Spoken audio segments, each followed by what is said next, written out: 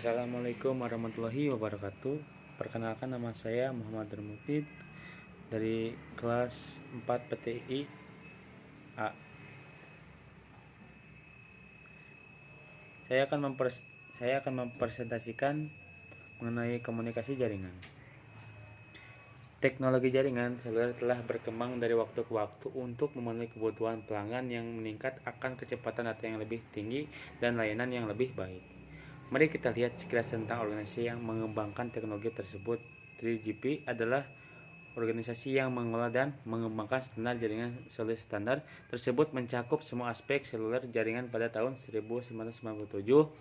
3GP memperkenalkan rilis 96 standar. Dalam rilis ini teknologi GSM. Oleh karena itu, pada tahun 1998, 3GP memperkenalkan rilis 97 standar, di mana arsitektur jaringan ditingkatkan untuk mendukung sesi data. Ini dilakukan dengan memperkenalkan paket umum GPRS. GPRS adalah geran yang mengacu pada jaringan akses radio TV.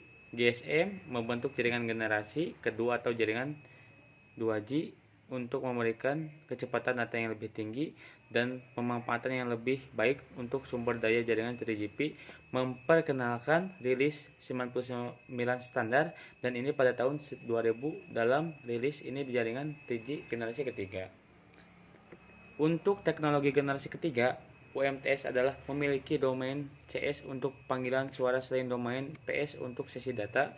Jaringan inti UMTS diwarisi dari jaringan GSM atau GPRS. Sebenarnya jaringan akses untuk jaringan 3G adalah uturan yang mengacu pada jaringan akses radio terestrial universal, pada kenyataannya GPRS.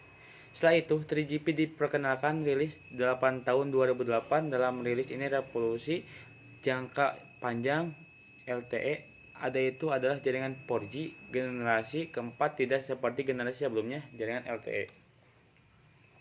Standar 3GP berikutnya adalah 14 dan 15. 3GP memperkenalkan teknologi baru seperti Internet of Things dan jaringan seluler. Jaringan 5G generasi kelima berkembang dari waktu ke waktu untuk memberikan layanan lebih baik. Pertama kali datang jaringan 2G yang merupakan arsitektur GSM atau disebut dengan GPRS, yang berisi domain CS untuk panggilan suara dan domain PS untuk sesi data. Kemudian datang jaringan generasi ketiga UMTS, mewarisi intinya dari GSM atau disebut dengan GPRS arsitektur. Oleh karena itu, istilah GPRS dapat digunakan untuk memanggil domain PS di jaringan 2G dan 3G. Setelah itu muncul jaringan 4G yang merupakan LTE pada tahun 1940-an hingga generasi terakhir yaitu 5G. Tetapi kita semua tahu bahwa Alexander Graham Bell menemukan dan memantenkan telepon kabel pada tahun 1876, dan bahkan sebelum itu ketika telegraf pertama kali digunakan pada abad ke-17. Mengingat bahwa perjalanan sebenarnya dimulai bertahun-tahun yang lalu, mungkin pada 400 Masehi di tembok besar Cina.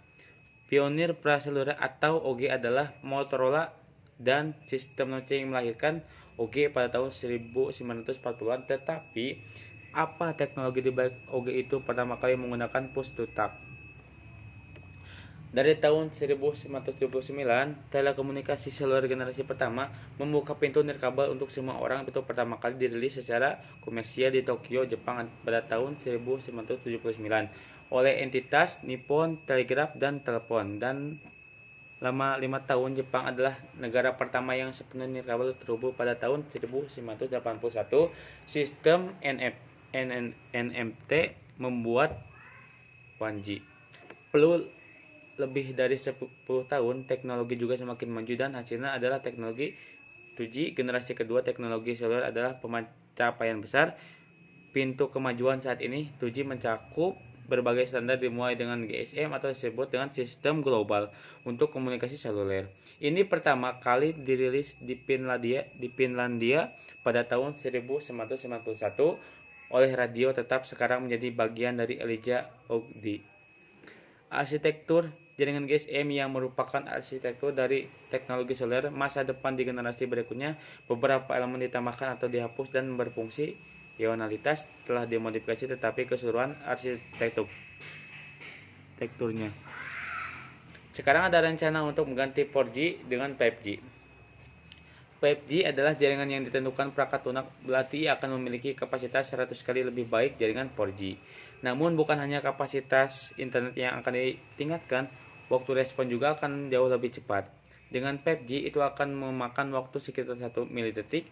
Pengguna ponsel tidak akan menikmati pengalaman yang lebih efisien. Semakin cepat informasi dikirimkan ke kendaraan otonom, semakin baik dan aman mereka dapat berjalan. 5G juga akan memberikan pengalaman web yang lebih jauh personal menggunakan teknik yang disebut network slicing. Tetapi dengan 5G, penyelenggara dapat membayar untuk meningkatkan jaringan, meningkatkan kapasitas internetnya, dan dengan demikian meningkatkan pengalaman online pengunjungnya. 5G dapat menyebabkan operator jangan merobek model bisnis mereka saat ini agar masuk akal secara bisnis. Peluncuran teknologi 5G telah dimulai di banyak bagian dunia dan akan selesai pada tahun 2021.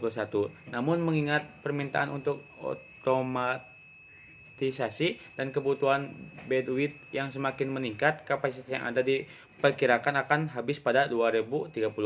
Penetrasi seluler global diperkirakan akan tumbuh hingga 700 kali lipat. Jika kita membandingkan data tahun 2010 dengan permintaan yang diantisipasi pada tahun 2030, dengan demikian, para ilmuwan telah mulai mengerjakan 6G yang diharapkan dapat merevolusi dunia digital.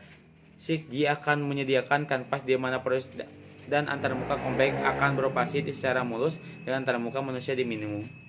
Beberapa teknologi utama yang kemungkinan akan digunakan pada jaringan yang mendukung 6G adalah kecerdasan buatan, realitas virtual, kapasitas sistem yang ditingkatkan, kecepatan yang lebih tinggi, jaringan latensi rendah yang sangat andal, komunikasi jenis mesin yang masif, dan keamanan data dan pengalaman pengguna yang ditingkatkan. Teknologi lainnya adalah perangkat pintar yang dapat dipakai, komunikasi luar angkasa dan bawah air, implan medis, kendaraan kemudi, dan drone. Perangkat berbasis realitas virtual akan membutuhkan transfer data yang terjamin hingga 1000 Gbps. Diperkirakan bahwa konektivitas nirkabel yang digerakkan oleh sistem 6G akan 1000 kali lebih efisien daripada 5G. Dengan menggunakan teknologi BCI, otak manusia akan dapat berkomunikasi dengan perangkat eksternal yang pada gilirannya akan menganalisis dan menerjemahkan sinyal otak.